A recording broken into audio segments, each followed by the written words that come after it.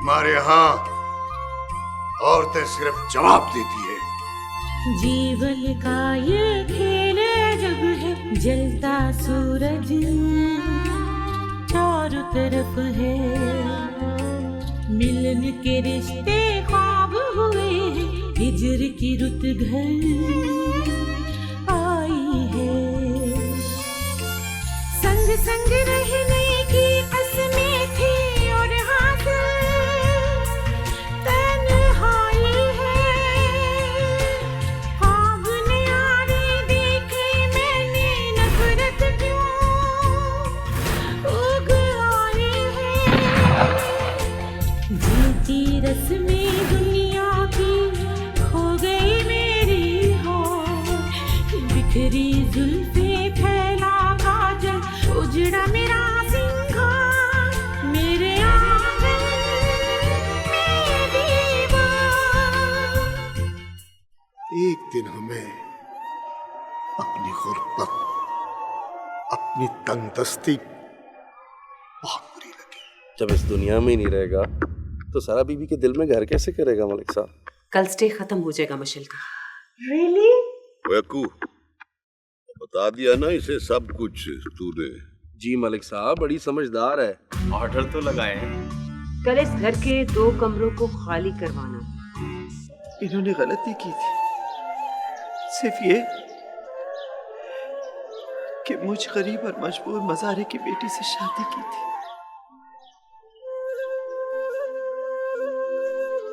बड़े चौधरी आलम साहब ने इनके सामने 2 रास्ते रखे थे।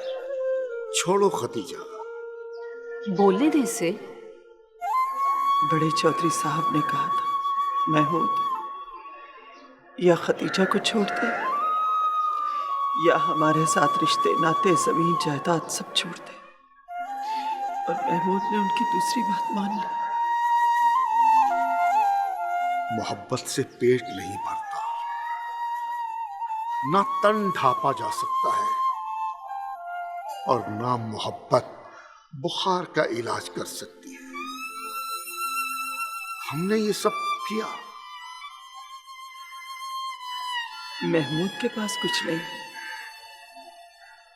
मगर मेरे पास चौधरी नूर आलम से बड़ा चौधरी है। चौधरी महमूद। मुझे बड़ा अजीब लग रहा है ये सब कुछ। चौधरी नूर आलम ने एक के बाद दूसरी बीवी छोड़ दी, मगर चौधरी महमूद आलम ने मुझे अपने प्यार की छांव में रखा।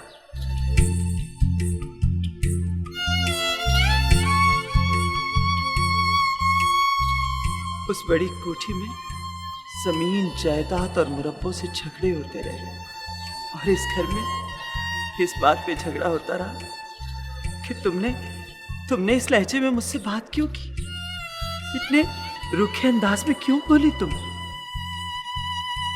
प्यार पे झगड़ा होता है यहाँ। कितनी अलग दुनिया है ना हमारी। पैसों पे झगड़ा नहीं हुआ कभी, पास हुए तो खर्च कर लिए, ना हुए तो सब्र शुक्र कर लिया। सच कह रही है, सजा तो मिलनी थी। मैंने चौधरियों की शान और शौकत में नकब लगाया, थप्पा लग गया था उनकी साथ पे, पग मैली करती थी मैंने उनकी, क्योंकि वो इंसानों को कमी और खानदानी तबकों में तकसीम करते हैं। मैं इंसानों को सिर्फ इंसान समझता हूं। बस यही फर्क है मेरी और उनकी सोच में, और शायद यही सोच का फर्क हमें आपके तौक़ात पर पूरा उतरने नहीं देता। बस माफ कर दीजिएगा। मेरी समझ से बाहर है कि आप लोग क्यों नहीं समझ रहे।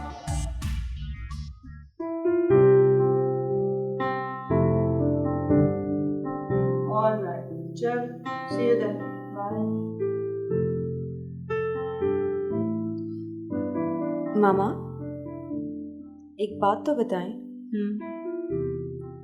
आप और नाज आंटी मशल के खिलाफ क्यों हैं?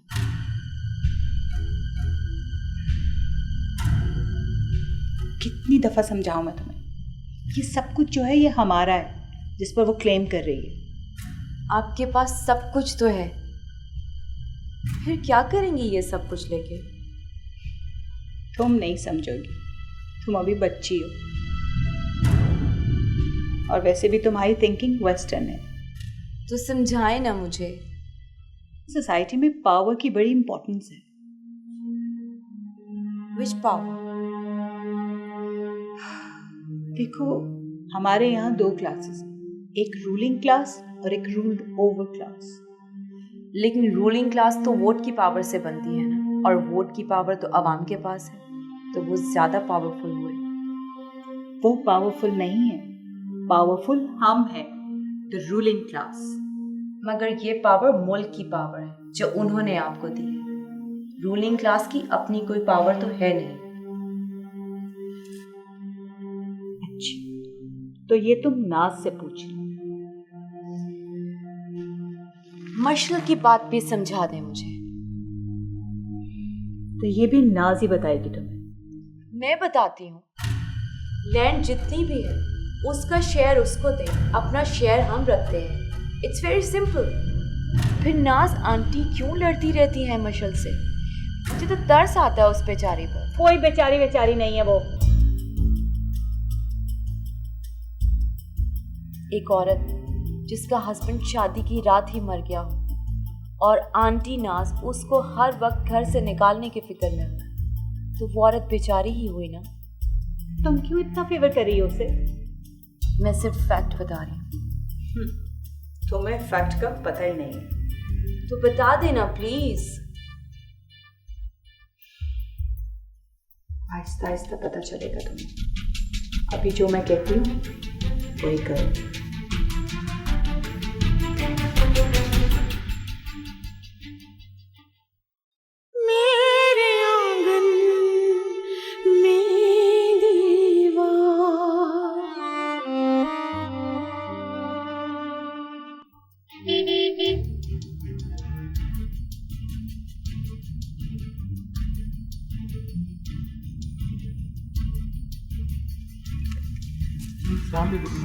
वालेकुम अस्सलाम।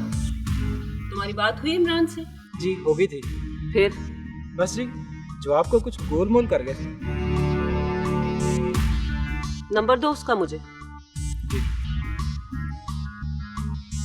03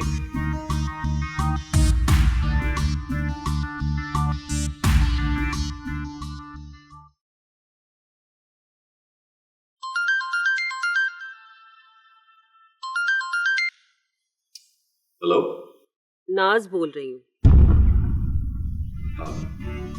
जी बताइए। तुम्हें मेरा मैसेज नहीं मिला? मिला था। तो तुम आए नहीं? बिजी था। कब तक बिजी हो? कुछ कह नहीं सकता। बेहतर होगा कि तुम फौरन आके मिलो, बाकी तुम्हारी मर्जी। काम की नौयत बताएंगे आप मुझे? मिलने पर।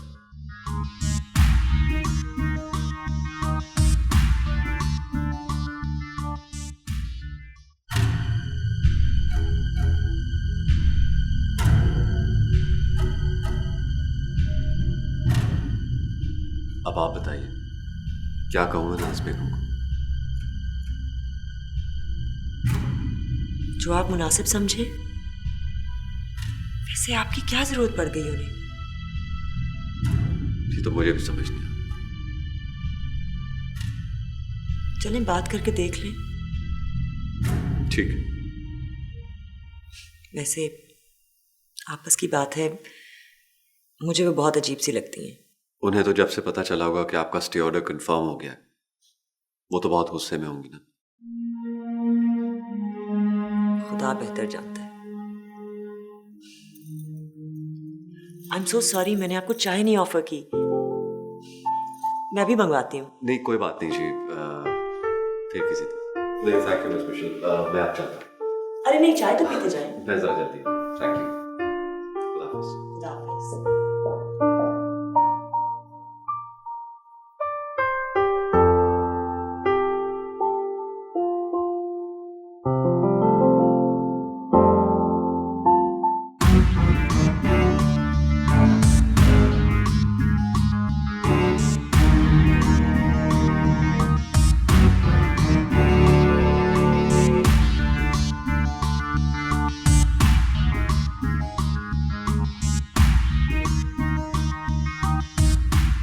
ये क्या खेल शुरू कर रखा है तुमने हमारे घर में? किस खेल की बात कर रही हैं? ये जो गैर मर्दों को इस घर में बुलाकर मिलती हो रोज, इस घिनौने खेल की बात कर रही हूं मैं। आप अपने होश में तो हैं या पूरी सेंस खो बैठी हैं? वाह, इसे कहते हैं उल्टा चोर कोतवाल को डांटे। बेहतर होगा आप तशरीफ ले जाएं फौरन। मैं आपके मुंह नहीं लगना चाहती। जाहिर है कड़वा सच कौन बर्दाश्त करता है? मैं अपने कॉल और फेल की खुद जिम्मेदार हूं, और ना मैं किसी की जिंदगी में इंटरफियर करती हूं और ना किसी की मदाखलत बर्दाश्त करती हूं। इस घर की कुछ रिवायात हैं जो मैं तुम्हें पामाल नहीं करने दूंगी। रिवायात?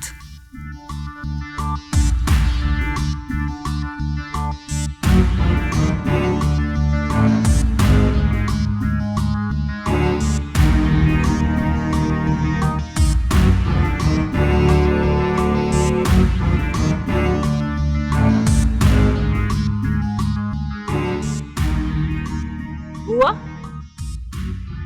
तुम यहाँ मजे से बैठी आराम कर रही हो और वो औरत हमारे खानदान को बेहयाई में दफन कर रही है। हाय नाज बीबी, खैर ते है की होया है? ये कौन लोग उससे मिलने आते हैं? तुम्हारी आंखों पर पट्टी बंधी है या फिर तुम्हारा मुंह बंद रखने के लिए वो तुम्हारी मुट्ठियां गर्म कर रही है? नाज बीबी, जिस लहजे से तू मेरे नाल गल पे कर दी है ना, अल्लाह बख्शे चौधरी नूर ने भी कभी मेरे से इस तरह बात नहीं की थी। इसीलिए तो तुम्हारी ये दलेरियां बढ़ गई हैं और हालात यहाँ तक पहुँच गए हैं। कोई पता ते लगे होया की है? तुम उसे बता देना कि आज के बाद मैं किसी गैर मर्द को उसके कमरे में ना देखूं। हम भी यहाँ रहते हैं, बाहर लोग क्या सोचेंगे भला? वैसे नाज बीबी, साडी मशल इंज दी नहीं है जह तू सोच रही है। मुझे तुमसे उसका कोई कैरेक्टर सर्टिफिकेट नहीं चाहिए, बस तुम उसे बता देना। अगर बुढ़ापे में तुम्हारी नजर जवाब देगी तो हमें सब कुछ नजर आता है साफ साफ। समझी तुम?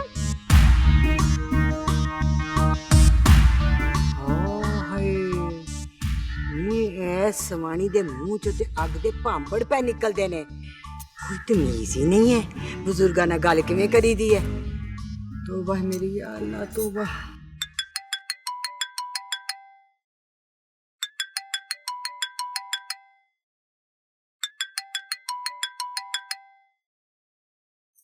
हेलो, हाँ रजिया बोलो।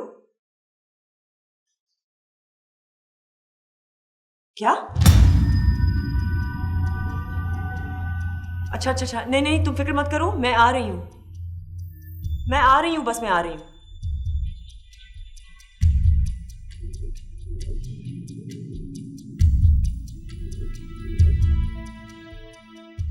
मेरे आंगन में दीवार।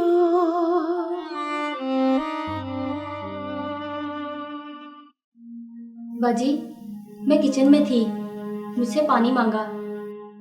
मैं जब पानी लेकर आई तो अचानक चकरा के गिर गई। उससे पहले ठीक ठाक थी? जी बिल्कुल ठीक ठाक थी। मैंने डॉक्टर को फोन करके बुलवा लिया था। मैं तो घबरा गई थी और आपको फोन कर दिया। बिल्कुल सही किया तुमने। अच्छा ये बता, डॉक्टर ने क्या कहा? कुछ खास नहीं जी, बस कह रहा था जहनी दबाव का शिकार हैं और ये नुस्खा लिख के दिया है और इंजेक्शन भी लगाया डॉक्टर ने। रजिया प्लीज एक काम करो, मेरी भी डॉक्टर से बात करा दो, ये नंबर लिखा है उनका, बल्कि मेरे फोन से ही कर दो। ये लो, नंबर मिला दो।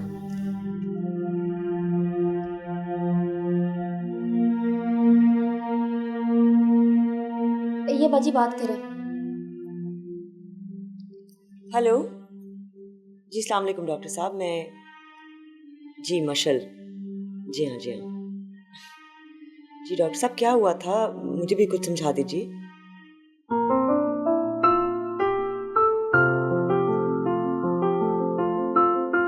लीजिए पानी।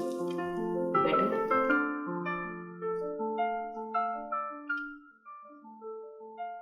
वो मैंने आपकी बात की थी महमूद साहब से। अब वक्त बातचीत का नहीं, तुम्हें अमली तौर पर हमारा साथ देना पड़ेगा। उस हवेली में चलकर रहना पड़ेगा हमारे साथ। नहीं बेगम साहिबा, ये बात वो कभी भी नहीं मानेंगे। और आपको तो पता है, महमूद गए थे ना उस हवेली में जब बड़े चौधरी आलम साहब की फौतगी हुई थी, और उन्होंने अपने हिस्से की बात भी की थी।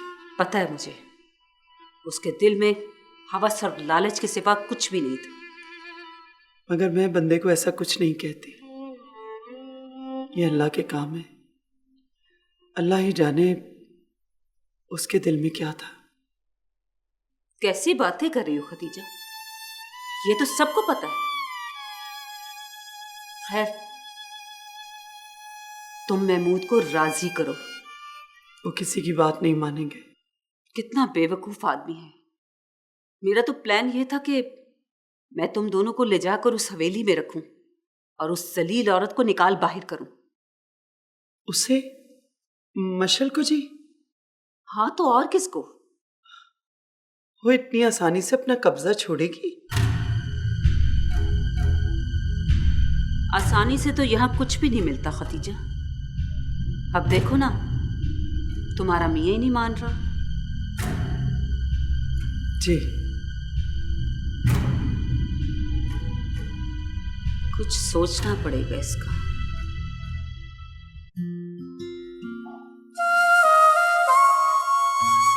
मशल, मैं आपके बगैर अधूरा हूं।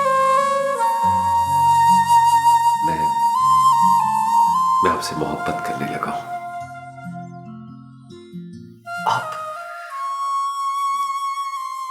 आप मेरी बात का यकीन क्यों नहीं करती? नहीं, ये सब कितना अजीब लगेगा। क्या करूं?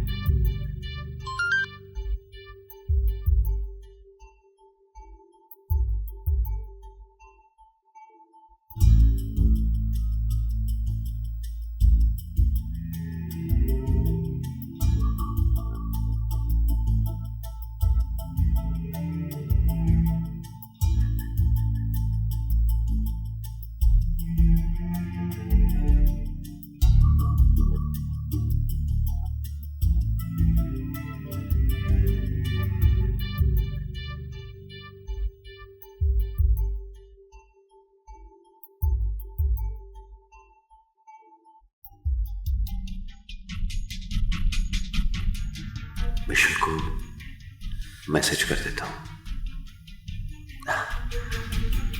नहीं, क्या क्या करूं?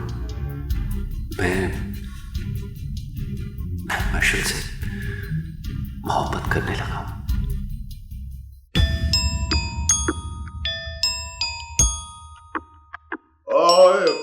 सुना क्या हालात है इलाके की और अपनी पोजीशन क्या?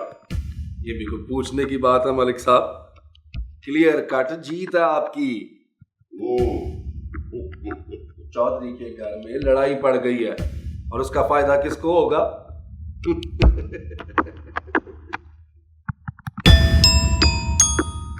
ये तो है, वो 3 दफा हराया है चौधरी ने मुझे। तो आप इस दफा हिसाब बराबर कर देना। होए अक्कू, इन दोनों औरतों की जमानतें जब्त होनी चाहिए। अगर चौधरी नूर आलम जिंदा होता तो और बात थी। भाई आप लोग इतने भी पागल नहीं है कि ये सब कुछ औरतों के हाथ में दे दें।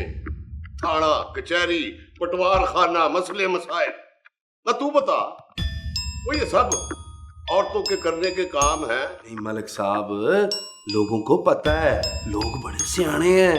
तेरा क्या ख्याल है कि चौधरी की बरादरी मशल को वोट देगी या चौधरी की बेटी को? मलिक साहब, आपको वोट देगी। पता नहीं मलिक साहब, इन दोनों औरतों में से कौन खड़ी होती है?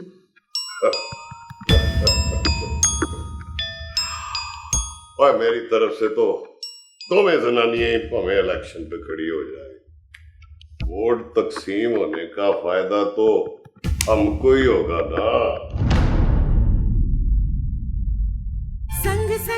वो बच्ची है हमारा खून है। आप लोगों ने तो उसे देखा तक नहीं। मशल, अपनी वो मेरे दिलो दिमाग में उतर गई है। खूब समझती हूँ तुम्हारे इस खेल को। आपकी मेंटालिटी बहुत घटिया है। सर, ये आनिया है, यूके में रहती है और वहाँ एक एनजीओ चलाती है। तुम्हें इस मामले में बोलने की कोई जरूरत नहीं है मशल। मेरे हक पे डाका डाला जा रहा है और मैं ही कुछ ना बोलूं। आप ना जरा तरीफे शरीफे कर दीजिएगा उसके सामने, और ये भी कह देना कि मैं बार बार आता था चित्रैन मशल से मिलने, लेकिन वो मिली नहीं। ये चेक मैंने कल ही लिख दिया था, 5 करोड़ पार्टी फंड के लिए।